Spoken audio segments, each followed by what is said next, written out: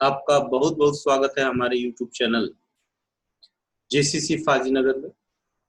आप इस समय फिजिक्स का नया एक वीडियो देखने जा रहे हैं जिसमें कूलॉम्स लॉ से संबंधित चीजें बताई गई हैं। बहुत ही महत्वपूर्ण वीडियो है। वीडियो को पूरा देखिएगा और इसे अपने कॉपी पर नोट कीजिएगा। कूलॉम्स लॉ के बारे में एक महत्वपूर्ण वीडियो जो आपके सामने इस समय प्रस्तुत होने जा रहा है। आप इसको लाइक करिए, सब्सक्राइब करिए और अधिक से अधिक बच्चों में शेयर करिए। तो चलिए स्टार्ट करते हैं आज का वीडियो।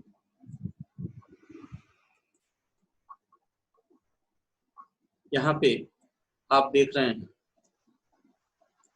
सबसे पहले कूलॉम्स नियम जानने से पहले हम आपको ये बता दें कि कूलॉम कौन थे और कूलॉम से संबंधित कुछ चीजें जो आपके लिए महत्वपूर्ण है, जानना जरूरी है। तो चलिए हम स्टार्ट करते हैं।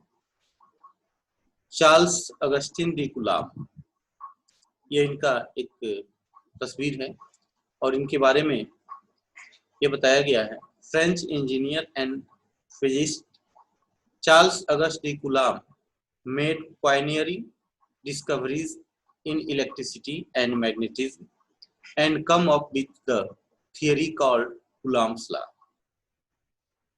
इनका जन्म 14 जून 1736 में हुआ था तथा 31 अगस्त 1806 में इनकी मृत्यु हो गई थी। यह बहुत ही महत्वपूर्ण थ्योरम दिया जिसे कूलॉम्स लॉ के नाम से या इनवर्स स्क्वायर लॉ के नाम से भी जाना जाता है। इसमें जो मेन पॉइंट आपको पढ़ना है, पहले हम इसके बारे में डिस्कस कर ले। हम इसमें पढ़ेंगे कि वैद्युत बल क्या होता है। दूसरा पॉइंट है कूलॉम का नियम क्या है। तीसरा एप्सिलॉन का आंकिक मान, एप्सिलॉन नॉट का आंकिक मान तथा मात्रक क्या होता है। Numerical value and unit of epsilon not. Epsilon 0 या एप्सिलॉन नॉट का विमेय सूत्र, dimension formula of epsilon not. और परावैद्युतांक, किसी परावैद्युत माध्यम का परावैद्युतांक क्या होता है और इस पर महत्वपूर्ण प्रश्न क्या क्या पूछे जा सकते हैं, इन प्रश्नों के बारे में हम डिस्कस करेंगे। तो चलिए सबसे पहले हम स्टार्ट करते हैं कि वैद्युत बल क्या है। जैसा कि हम जानते हैं दो समान प्रकार के आवेश एक दूसरे को प्रतिकर्षित करते हैं जबकि विपरीत आवेश एक दूसरे को आकर्षित करते हैं। तो इससे यह पता चलता है कि आवेशों के बीच एक बल कार्य करता है जिसे हम वैद्युत बल कहते हैं। हम इसको इस प्रकार से डिफाइन कर सकते हैं। दो स्थिर बिंदु आवेशों के बीच लगने वाले बल को वैद्युत बल कहते हैं। If the charge are at rest then the force between them is known as electrostatic force। यहाँ फिगर के माध्यम से दिखाया गया है। प्लस प्लस है या माइनस माइनस चार्ज है। Like charges repel, opposite charges attract. यहाँ भी उसी फिगर के बारे में दिखाया गया है। धागे से दो अगर लाइक चार्ज लटकाते हैं तो एक दूसरे को प्रतिकर्षित करते हैं जबकि अनलाइक चार्ज, विपरीत आवेश, एक दूसरे को आकर्षित करते हैं। अब हम यहाँ पढ़ेंगे कि कूलॉम्स लॉ क्या होता है। कूलॉम्स लॉ के बारे में जो हिंदी में स्टेटमेंट है जो कूलॉम्स ने दिया था, दो स्थिर बिंदु आवेशों के बीच लगने वाले वैद्युत बल दोनों आवेशों की मात्राओं के गुणनफल के अनुक्रमानुपाती तथा उनके बीच की दूरी के वर्ग के व्युत्क्रमानुपाती होता है। यह बल दोनों आवेशों को मिलाने वाली रेखा के अनुदिश होता है, या आप इसको ऐसे भी कह सकते हैं। Coulomb's law states that the magnitude of the electrostatic force between the 2 points charges is directly proportional to the product of the magnitude of the charges and inversely proportional to the square of the distance between them। यह statement है Coulomb's law का और इसकी गणना करके force जो लगता है दो आवेशों के बीच कैसे कैलकुलेट करते हैं। तो चलिए इसके आगे देखते हैं। यहाँ पे दो चार्ज Q1 और Q2 एक दूसरे से r दूरी पर रखे गए हैं और यहाँ लिखा गया, माना दो स्थिर बिंदु आवेश Q1 तथा Q2 एक दूसरे से r दूरी पर स्थित है, तो उनके बीच लगने वाले वैद्युत बल की गणना करनी है। या आप इसको ऐसे भी लिख सकते हैं, let's say that there are the two charges Q1 and Q2, the distance between them is r, the electrostatic force between them is F। तो F जैसा कि न्यूटन ने कहा था, F is proportional to Q1 Q2 और inversely proportional to r square. तो F is equals to K Q1 Q2 upon r square equation number 1 है, जहां K एक नियतांक है। दोनों आवेश निर्वात में स्थित हो तो K का मान 1/4 पाई एप्सिलॉन नॉट या 9.0 × 10⁹ न्यूटन मीटर स्क्वायर और प्रति कूलम स्क्वायर होता है। तो इसको हम लिख सकते हैं F = 1/4 pi epsilon 0 Q1 Q2 बटे r स्क्वायर। इतना न्यूटन बल उनके बीच कार्य करता है, और यह बल आकर्षण का भी हो सकता है और प्रतिकर्षण का भी हो सकता है। यह डिपेंड करता है कि दोनों चार्जेस अगर लाइक चार्जेस हैं तो उनके बीच यह बल रिपल्सन का होता है, और अगर लाइक चार्जेस हैं तो रिपल्सन का, और अनलाइक चार्जेस हैं तो अट्रैक्शन फोर्स यह होता है न्यूटन। यहाँ पे एप्सिलॉन नॉट निर्वात की वैद्युतशीलता कहलाती है, इसे निर्वात की वैद्युतशीलता कहते हैं। तो यह कूलम्ब्स लॉ और उसका स्टेटमेंट था, और इससे संबंधित यह फार्मूला आप याद रखेंगे। कूलम्ब्स लॉ से संबंधित F = 1/4 pi epsilon 0 Q1 Q2 बटे r स्क्वायर, इतना न्यूटन बल कार्य करता है अगर दो बिंदु स्थिर हों और उनके बीच की दूरी r हो। पहला आवेश Q1 हो और दूसरा आवेश Q2 हो, उनके बीच लगने वाले इस बल की गणना हम कर सकते हैं। अब इसमें जो प्रयोग किया गया है, एप्सिलॉन नॉट का आंकिक मान तथा मात्रक क्या होता है, तो हम फार्मूले से अगर 1/4 पाई एप्सिलॉन 0 को 9.0 × 10⁹ न्यूटन मीटर स्क्वायर प्रति कूलम स्क्वायर लिख सकते हैं।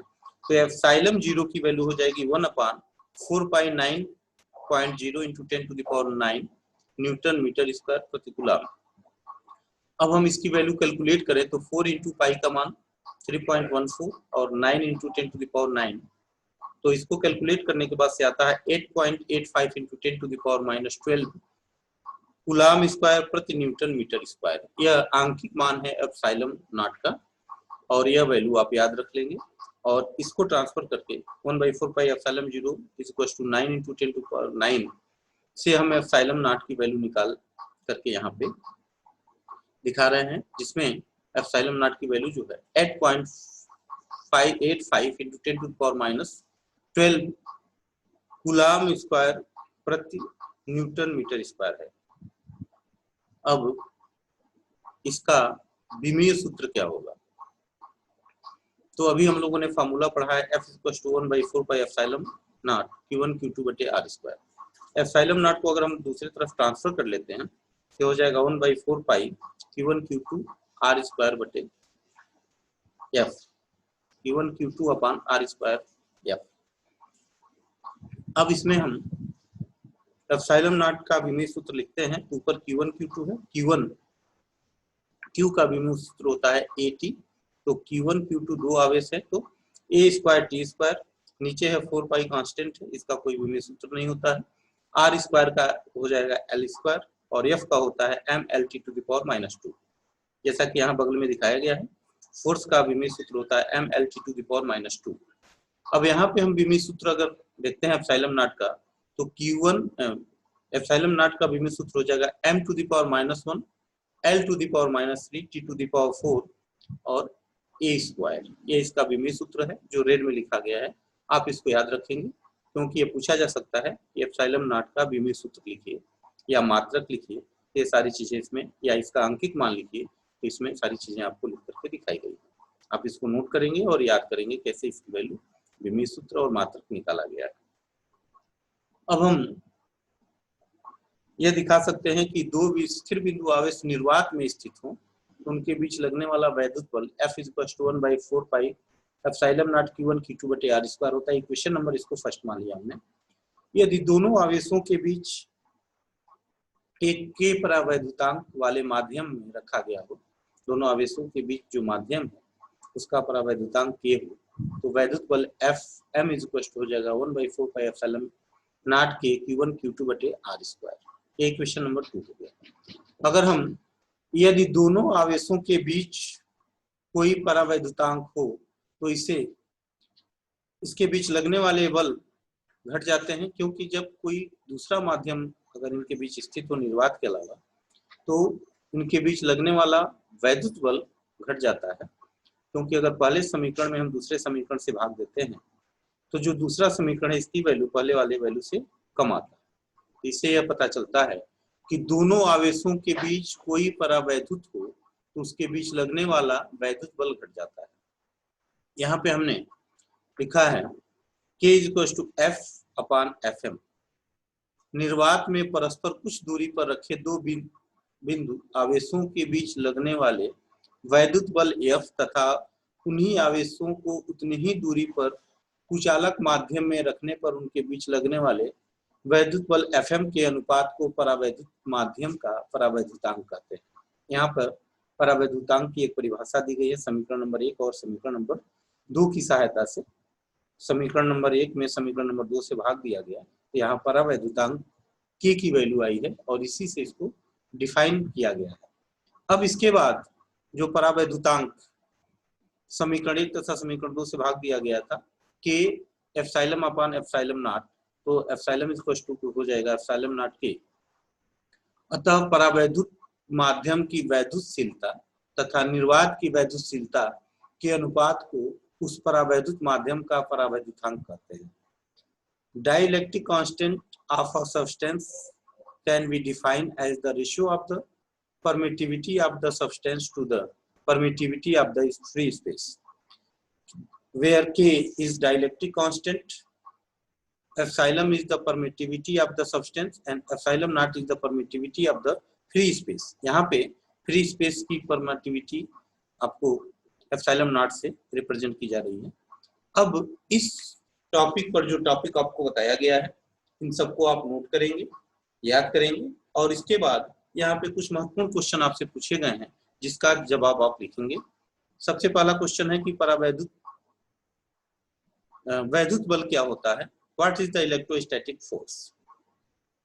दूसरा है कूलाम का नियम लिखिए, right the coulombs law. Epsilon not का अंकित मान तथा मात्रक लिखिए, right the numerical value and unit of epsilon not. Epsilon not का विमीय सूत्र क्या है, what is the dimension formula of epsilon not.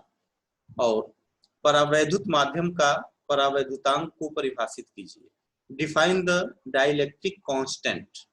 तो यह कुछ महत्वपूर्ण टॉपिक थे जो आपको बताए गए और इन पर प्रश्न पूछा गया है। तो हम आशा करते हैं कि ये वीडियो आपको काफी पसंद करेंगे, लाइक करेंगे, सब्सक्राइब करेंगे और अधिक से अधिक बच्चों में शेयर करेंगे ताकि इनका लाभ काफी बच्चों को जो इस समय पढ़ाई नहीं कर पा रहे हैं, स्कूल नहीं आ पा रहे हैं लॉकडाउन की स्थिति के कारण, तो इसका लाभ उनको मिलेगा।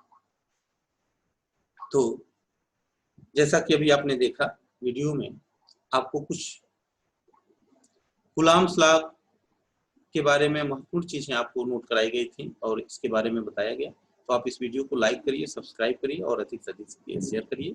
और ये वीडियो पूरा देखने के लिए आपका बहुत बहुत धन्यवाद।